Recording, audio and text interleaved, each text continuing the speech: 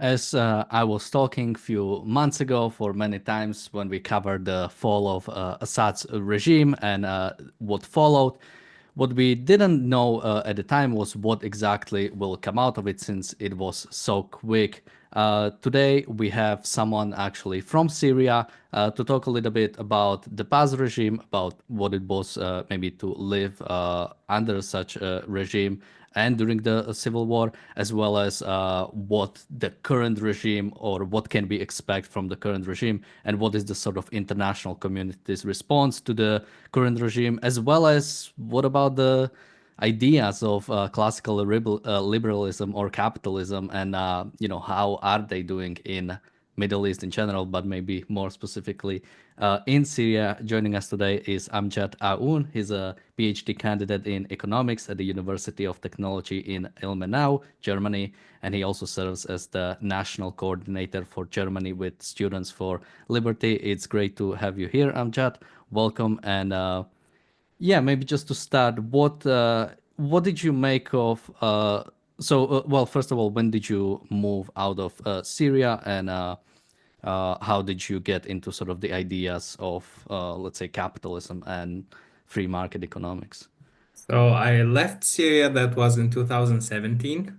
In Syria, I used to study civil engineering, but when I came to Germany, arrived to Germany, I changed my mind. I started with business administration during bachelor's, and luckily we had one professor. We had one course that was optional. We needed to choose among many, and I chose one was called Current Issues in Economics. And happily, we had one professor who had a mandatory reading for two books for Hayek. One was The Constitution of Liberty, and the other was The Road to Serfdom. And when I was reading them, it kind of articulated the ideas I was thinking of before in Syria, but I never found, let's say, something that articulated. So in Syria, we had multiple parties. Well, they are just, let's call them like dummy parties, besides Baath. But all of them are collectivistic. So it's collectivism everywhere. It's always they, us, and we, and this kind of ideology. I saw them, or at least most of them, they were very much similar. It's like the basic idea that we and them, but then this we changes. Who are we? So like you have we Arabs, we Syrians, we what? Like we proletarians, the working class, but it's always we and them. There needs always to be a conflict. So when I was reading for Hayek, I noticed that it's not we and them, it's basically the individual, and there is no we. It's something that makes no sense. Who decides what? And after reading those two books, actually, I decided to go economics instead of business administration. So I focus on economics courses. Then I did my master's in economics and now doing PhD in economics. That's how I got to to know more about capitalism, because most of the time people don't understand capitalism. For them, they mix between capitalism and invasion. And it's like one let's say absurd idea would be that, you know what, through capitalism, rich people can create your culture. And I think, well, there are many big companies who have invented products and they failed. Let's look at Nokia, for example. One day it was on the throne of smartphones, and the next day we don't even think of it. It's iPhone or it's Samsung, whatever. So basically, no one can manufacture. You are the one who's choosing. So you have the freedom of choice. And I think this understanding is not quite spread in that region. Could be that historically, the Soviet Union paid so much money. Before that, we had the Ottomans, who also were not very much pro-education. And when the Soviet Union came in, then the communists started to pay so much money to change the status quo there. So people thought this idea, because like leftists, they try to take high moral ground, saying that we are the ones who care about people. And then, unfortunately, when you have a society or multiple people, or the majority of people living in poverty, and they see this, they look at it, it's attractive. But the problem is that they don't understand that wealth needs to be made in order to be distributed. So what they look at it as, if wealth is a given, it comes from the sky, but there's one evil person sitting up there and is not allowing you to get part of this wealth. Well, that's incorrect. Wealth needs to be produced, need to be made before it gets distributed. And markets distribute the wealth by basically exchanging services and products, values in general. I think those two ideas are lacking in general. We are trying to spread them, but it's not easy because you are not. It's not like you have the freedom of spreading ideas. This is another problem. So during a sad era, for example, if I wanted to, let's say, book a hall at a university, and just talk about markets. I don't want to talk politics. I'm not going to say anything about Assad, his politics, nothing. Let's just talk about why markets are good, why exchanging values is good, why we get more when we do this, more happiness. You're not allowed to do so. On the other hand, there were people who were basically talking about pseudoscience, like The Secret, this book, attract you what you want, and which is like nonsense. They were happily granted the halls to talk about these kind of things. So, Yeah, and I definitely want to talk a bit more about the sort of the ways of spreading the ideas.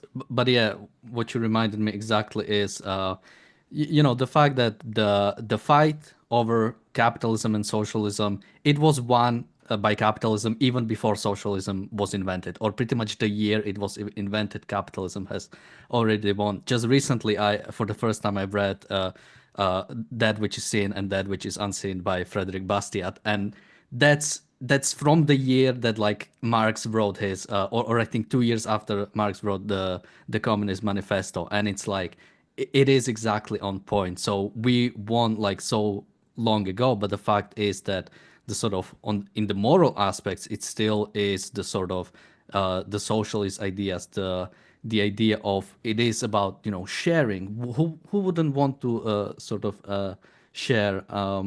So I want to go into more spreading ideas, but I also want to ask a bit more about the sort of the politics aspect of, yeah, basically what was, you know, when Assad's regime fell, it came as a surprise to pretty much almost everyone. Not the fact that it fell, all dictatorships fall since they are inherently sort of impractical. But yeah, the fact that it happened in a few days, pretty much, or sort of in 1 week. So what, yeah, how were you feeling about when that happened? to be honest, I was surprised, but I wasn't surprised at the same time. Because what Assad did is that he boosted inflation to steal people's purchasing power so he could basically finance his army. And the corruption increased. So there was corruption, but you could find some areas with little corruption. I would say it's because they are nice, because they didn't care about entering these industries, at least. They started like taking everyone, for example, of money from everyone. And one crazy thing is when we talk about law. So the idea of law that you can predict your relationship with the government.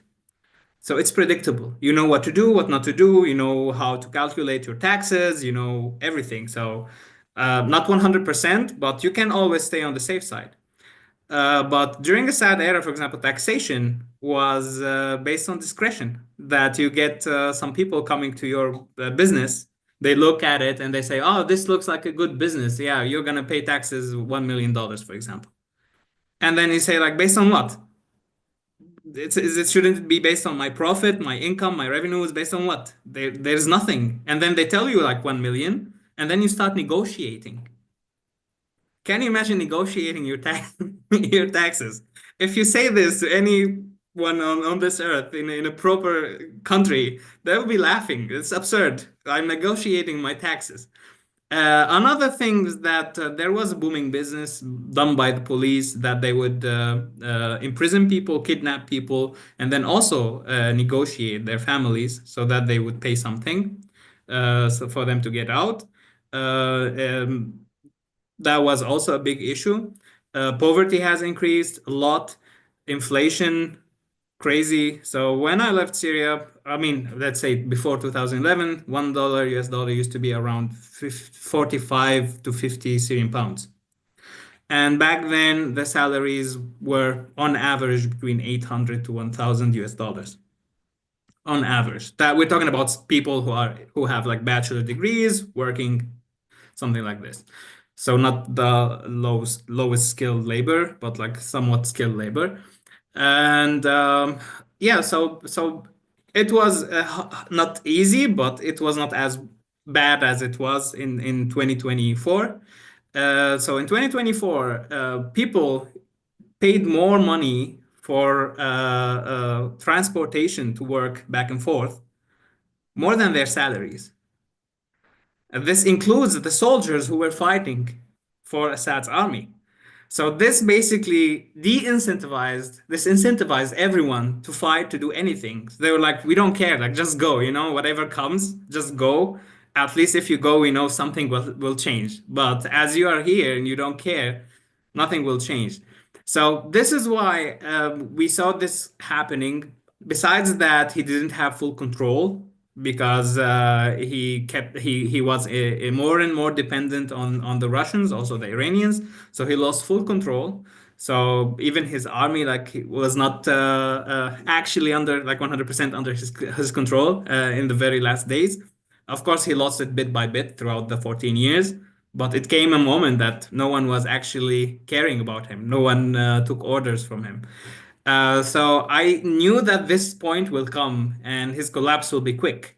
But when will it come? I didn't know. And that's why I was surprised because I didn't think that he was that much weak. Especially like he had huge parts, like two biggest cities, which are Aleppo and Damascus. And those have the majority of the population.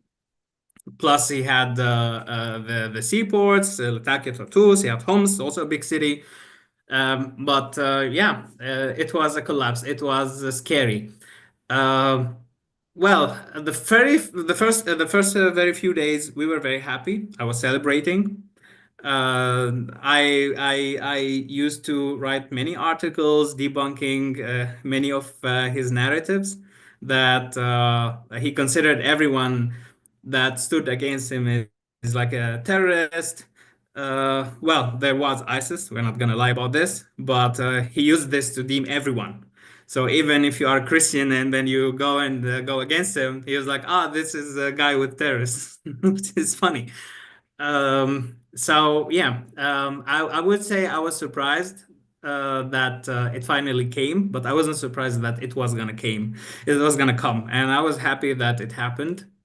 We were celebrating. We heard at, let's say, the first very few days, this new administration, we heard them giving nice promises. They were saying it's gonna be a country built upon institutions, not the rule of one person. We heard them saying that's going to be pluralistic government, democracy. We heard them saying things like we are not going to engage in any conflicts, and which was a great thing because I think we need peace in the region. It's important for prosperity. Instead of paying all this money for military to go in wars for ideological reasons, you could use this money, like at least not people not paying taxes or less taxes, so they can invest more and you can have better relations with neighboring countries because Assad was very much isolated. And we thought, okay, now probably those will not be the same, and they will be different. So we could have relationships, and this could develop into economic relationships, exchange, trade, and then the country could prosper because, as I told you, like poverty is increasing. So everyone was optimistic, cautiously optimistic, I would say, because at the end we cannot ignore their background, that is Islamist background. And I think many people like wanted to believe that they could change. And until this very day, many people wish that please change, please don't keep it as words, please actually change. Because it's been 14 years and people are so tired. They don't want to go into another problem, another revolution, and more poverty and more struggle. So until now, I would say I cannot say I'm pessimistic, neither optimistic. There are some cards like SDF. We hope that the SDF will pose some sort of pressure on them. We have also the Druze community in the south. We hope also that those would put some pressure on them. but we don't know because the problem is the mentality of a dictator is beyond reason. There's lunacy that they think like a sad thought. I'm afraid that they might think that, oh, why we can do it. And then you keep on causing more atrocities and more atrocities and more atrocities. And then you never realize it. All of a sudden, 11 days, you're out. Yeah, I mean, that is something that has to be remembered, that it is in the nature of dictatorship to not allow any freedom. Because again, once you are a dictatorship, any sort of allowing of freedom is a threat to you. And that is why any sort of dictatorship is problematic, because the only way to sort of get out is by some sort of violent revolution, some sort of overthrowing. It's very rare that we see sort of like dictators stepping down, which something you said about not being able to do speech about economics, and it absolutely makes sense, because any sort of ideas, and they are united, economic liberties and personal liberties are aligned. You can't really have one without the other. And that's why it reminds me of a great story. I don't know if you ever read Ayn Rand or have seen anything from her, but if you read We the Living, there was a movie made about it, which was made in fascist Italy. The movie was produced, and so that movie was sort of played, and it was played sort of, and it was very close to the book. And it was until the Germans saw the movie who were like, this is not anti-communist movie. This is anti-authoritarian movie. This is going against us. And that's when they pulled out the movie. And thankfully, that movie was able to be saved. So we have, and recently there was also, basically they remade the movie, which I recommend checking out. But that is sort of the nature of dictatorships. All ideas need to be suppressed. You can't allow any sort of freedom. And, that's why we should always fight it. Another thing you mentioned about the sort of, yeah, someone was asking if it was 300 or 1,300 to 1,000 Syrian pounds or dollars per week, per month, or year. I assume a month. A month, not a week, a month. Yes. And yeah, when it comes to sort of the inflation, that is another nature of any authoritarian rule, or any sort of even focused on war. The fact is that it is just consuming all the wealth or all the sort of production it had. It is not producing anything. Like any money spent on a bullet are sort of wasted. Now, they are a necessary thing for a government to do when it comes to sort of protecting against foreign threats and maybe some internal threats. But inherently, you are not producing anything out of it. That's why any sort of money going into it is, which again, I would just recommend Frederick Bastiat's That Which Is Seen and That Which Is Unseen, which he again talks about. And yeah, I'll just mention one more thing, because you talked about the non-objective law, which is exactly what is the nature of dictatorship. The point is not, and they never want the law to sort of be followed. Not even followed. It's meant to be broken, and it's meant to be because it requires submission. It doesn't want any sort of following. It just needs, if we need something, we need to get it, whatever that means. And yeah, so sort of now going, I'm really interested in sort of a little bit more about the sort of advocating ideas in Syria, because even in modern liberal democracies, it's pretty much impossible. Nobody really wants to hear about the ideas of liberty and ideas of freedom. It is unfortunately still pretty much sort of seen as a thing of a bygone era, as a thing, that's what we did with like the robber barons in the 19th century.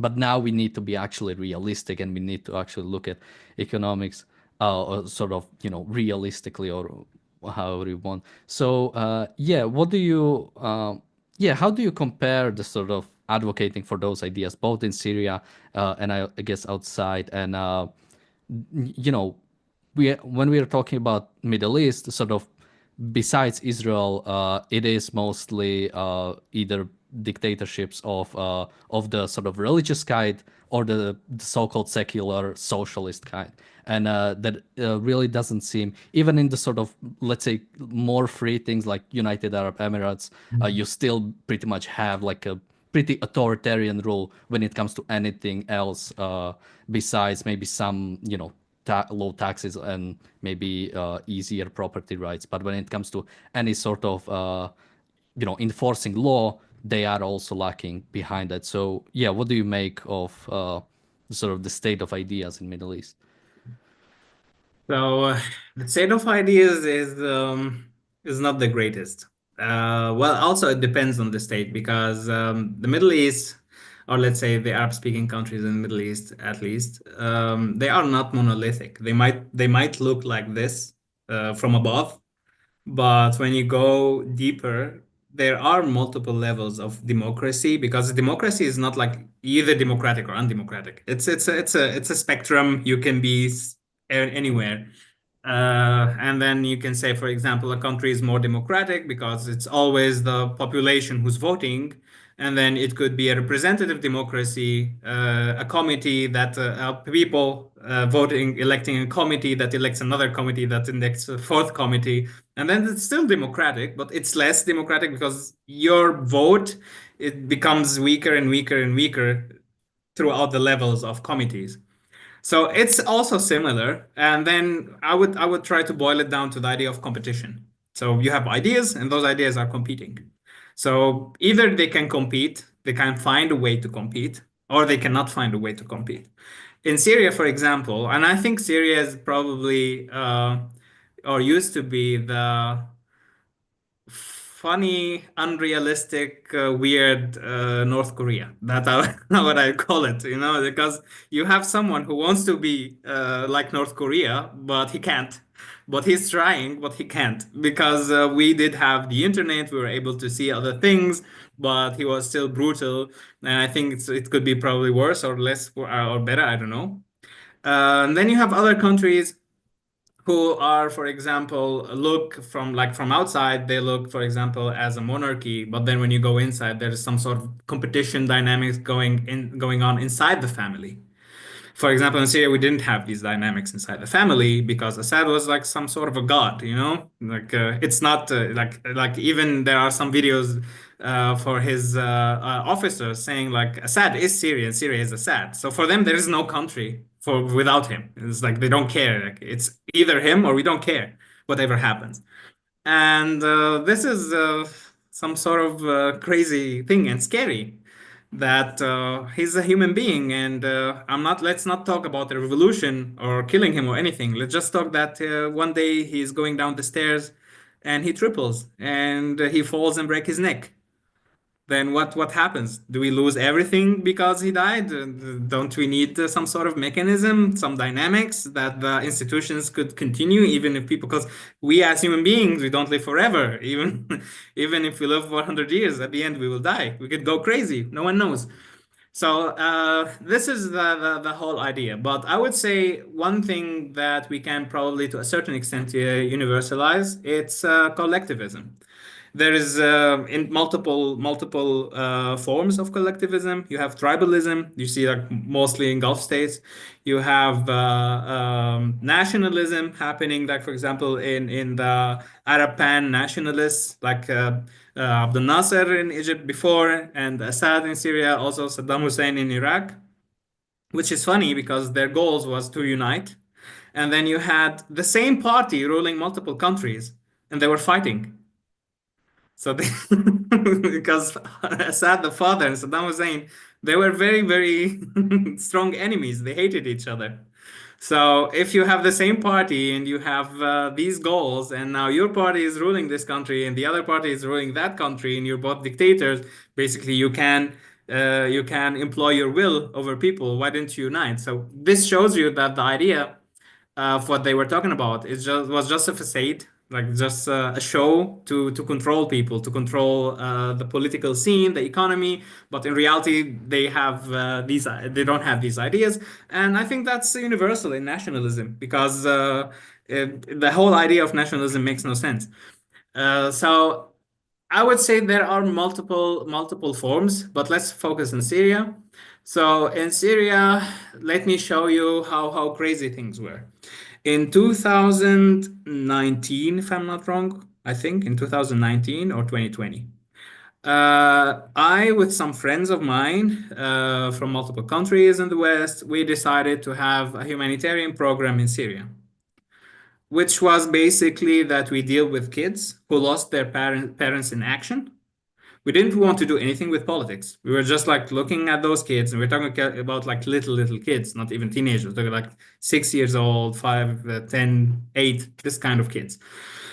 And those lost their families in action. Many of them were drug addicts because basically they have no one to take care of them. There were little girls who did prostitution and not to make wealth, but just to find food. And we wanted to do this thing. It was just a bunch of friends. We gathered our own money and we said, let's have something called like the champion school. And the whole idea was that we bring those kids, we design activities for them, like let it be soccer or basketball, drawing, coloring, whatever kids like. And then this will be as a reward if they go to school and stop taking drugs and stop doing prostitution, whatever. And then we try to help them financially a little bit. So I don't see any harm for a dictatorship in this program. I don't see anything that will, if it works, if it succeeds, I don't see anything that threatens Assad. Still, when they found about us, they took our coordinator in Syria, they broke his leg, and then they negotiated for money so he could go out.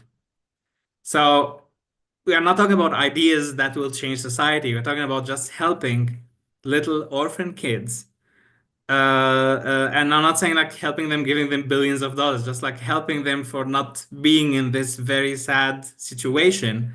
And still, they stopped this program and they asked for money to let this guy out.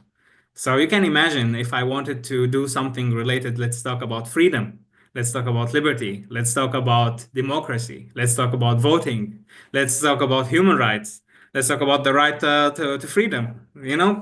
That will go crazy. I mean, if this guy got his leg broken, then and this is his crime, then imagine what would have happened to someone who was trying to promote other ideas that actually are very sensitive to the dictatorship and that will shake in the dictatorship or at least change people's perceptions about dictatorships. Yeah, we have Bonnie in the chat saying no individualism allowed, and that is essentially what it's targeting at. That as soon as people start thinking that they might improve their own life, that they might be able to take control of their own life, well, maybe they'll think they might take control of their political life as well as and as soon as that starts happening, yeah, any sort of dictatorships are threatened by free people. Dictatorships are threatened, but by any sort of positive ideas about life itself, and that's why this happens. That's why the fact and yeah, I want to go a little bit more into sort of the current government. I'll just mention because earlier you said about the sort of even though they were all I think it was the Baath party that was in multiple countries, and there was, I think, for sometimes there was the Egypt and Syria were sort of like nominally sort of united. I think it was United Arab Republic was Yes, the name yes, of that. it was a joke. Yeah, but it pretty much very quickly sort of fell apart because again, dictatorships are threatened by other dictatorship. It's not They are not aligned. They are threats to each other because all of them, all of their thinking is that the only way to sort of be stronger is to take away from somebody else. So any dictatorship is going to take away from you. They would prefer if they were living just with free countries that would give them moral sanction so they could do whatever they want. So they rely much more on the free countries sort of not doing anything about them rather than other dictatorships. Also, someone earlier mentioned because I named this episode The Most Persecuted Minority, and someone said the most persecuted minority are Christians. I was talking about the individuals, which is what Ayn Rand says is the actual most persecuted minority, because even when it comes to sort of any ethnic groups, it's sort of just an extension of individual suppression.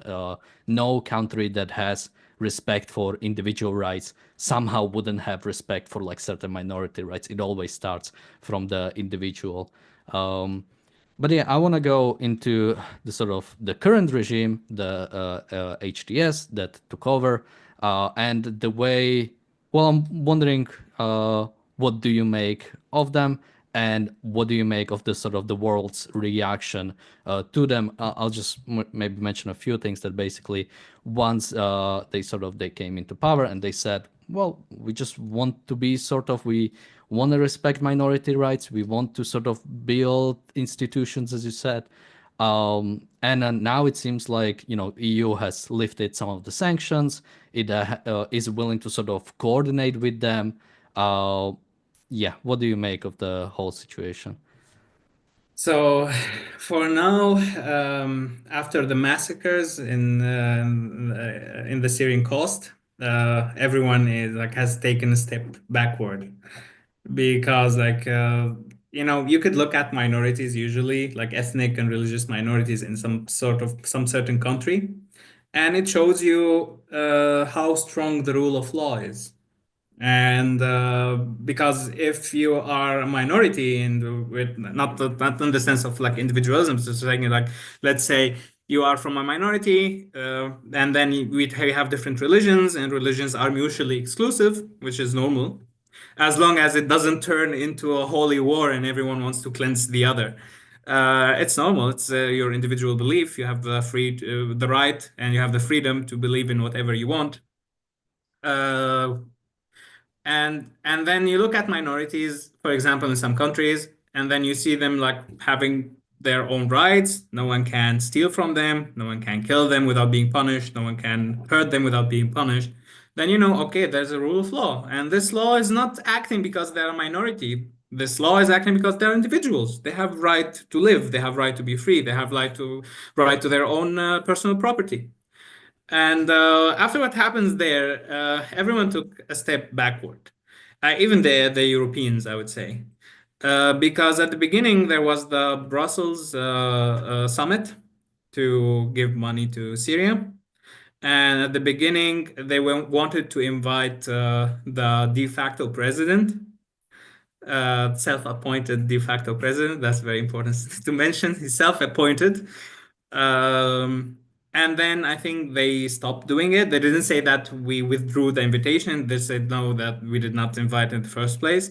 And then the Syrian foreign minister said that he is not sure yet if he's gonna participate because the process seems a bit long, and they want urgent solutions for the Syrian population, which was basically sending signals that he was not gonna be invited.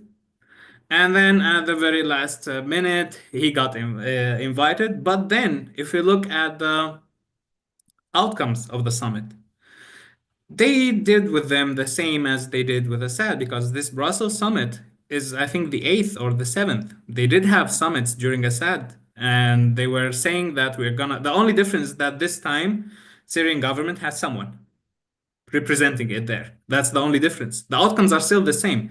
So, for example, they said this money will not go to the Syrian government. It's gonna go to neighboring countries who have many Syrian refugees to help them. That's one thing. Another thing, they said that they will not coordinate with the Syrian government how this money will be spent. It's gonna go to NGOs. Well, if NGOs are actually good or not, that's a different story. But they basically did the same. So I think this was a good signal from Europe to a certain extent that well, you need to get your to get your stuff together. It doesn't work like this. You cannot go kill people based on their religious identity, and then you expect the world to help you. Now, I think that the best, at least when the massacres were happening, some of the reactions from the EU were not great. They were trying to make it look like it's something a minor thing, an incident. But the condemnation from the US was actually very good, because the US is the only country that specifically said those are Islamist, like extremist Islamist terrorists. And then you have the de facto government. It looked a bit confused. Of course, there were Assad loyalists. That is true. That's not a lie. But if you call yourself a country, a government, your army has to be professional. So you cannot go, enter, and then you kill almost 2,000 civilians. And until this very day, we don't know the names of the Assad loyalists who were fighting. You cannot do this. You cannot say that this is the, yeah, but I killed 5 people from Assad loyalists and then 2,000. That's crazy. And then we have kids. We have little kids, and I'm not saying that they were like hiding and then they were like shooting them or using like hospitals and then there were casualties. No, no, they were entering civilian homes and killing them after they made sure that those are civilians. So this was a bit crazy. So the interim government, de facto government, once would say that those are Assad loyalists who did this.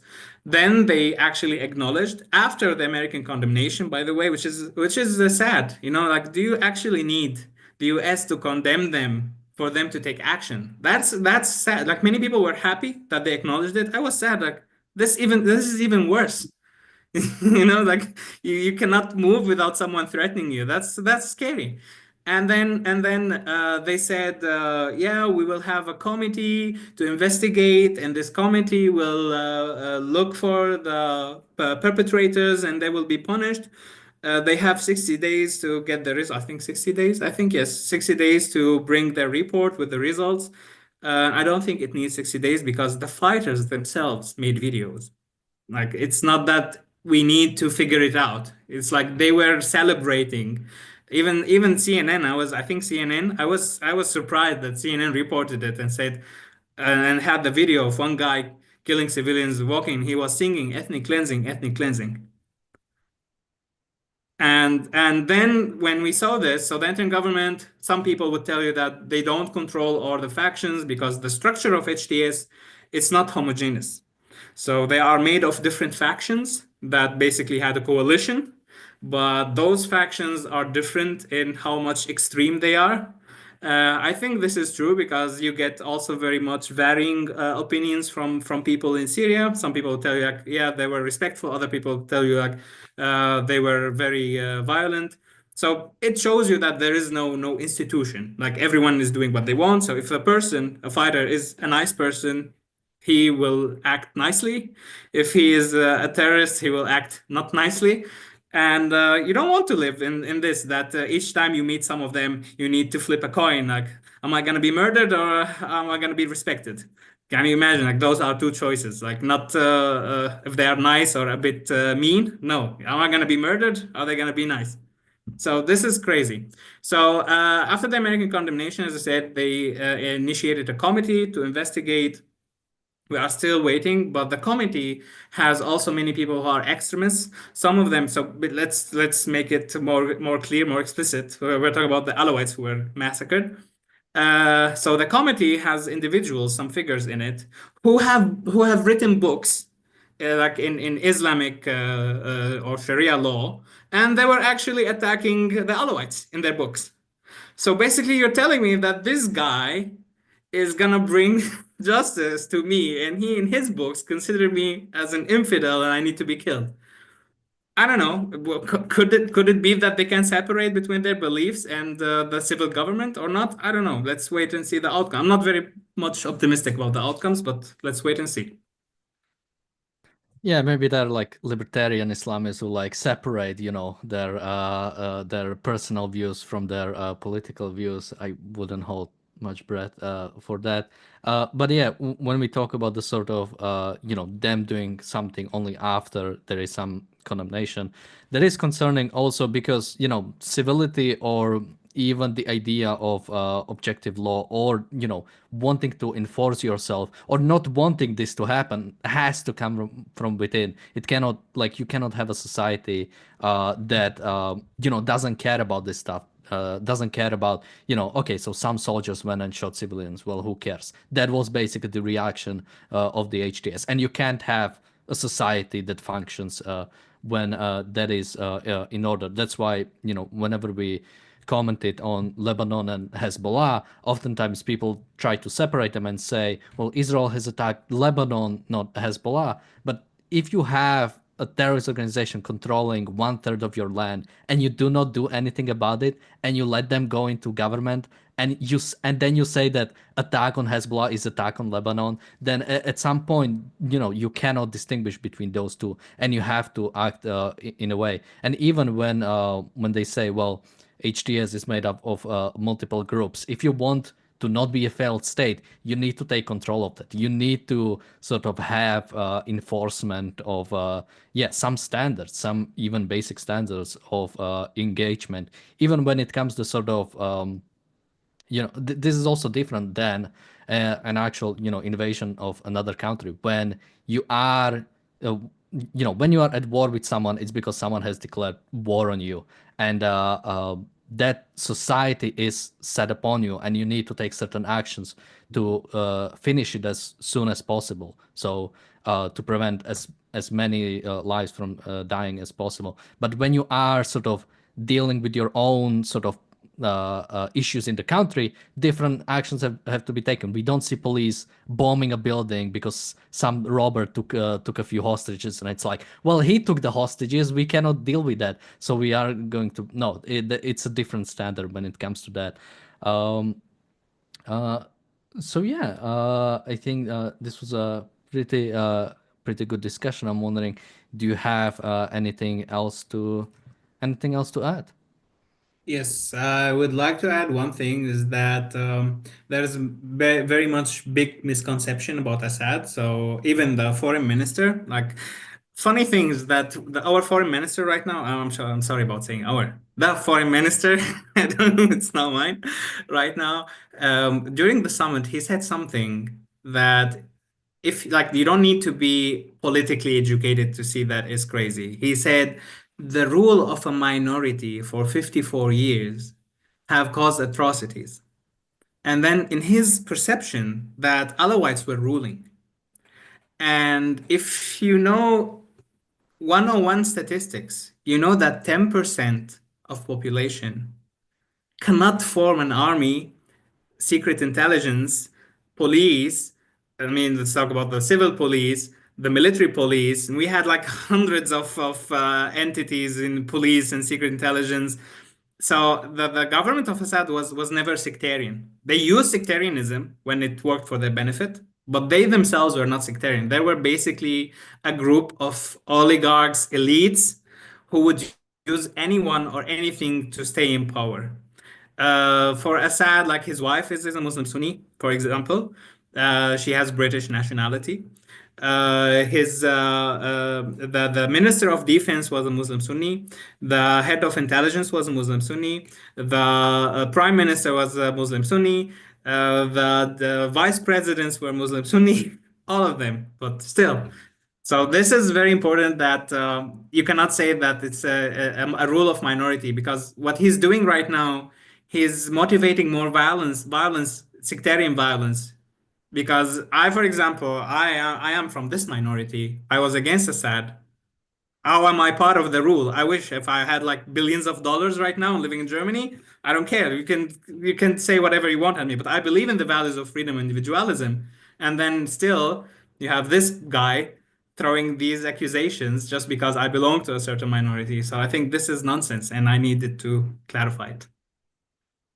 Yeah, and even I mean, someone I think pointed out in the chat and then retracted the message, so I cannot read it. But said something along the lines that Christians and Alawites and Druze are sort of just the easy scapegoat right now. But as soon as something happens to them or they're gone, they'll start killing each other, because that is the nature, again, the nature of dictatorship, the nature of any sort of non-objective, sort of irrational sort of rule, is the fact that there is no peace. And even talking about the sort of the rule of minority, well, the fact is that nobody is living well in a dictatorship. Not even Assad wasn't living well. It's not a good state to be in, to be such a I mean people should look into like the lives of Hitler or Stalin. Like those were not happy lives. Those were not like something you go to bed and you dream about. Oh, I wish I could one day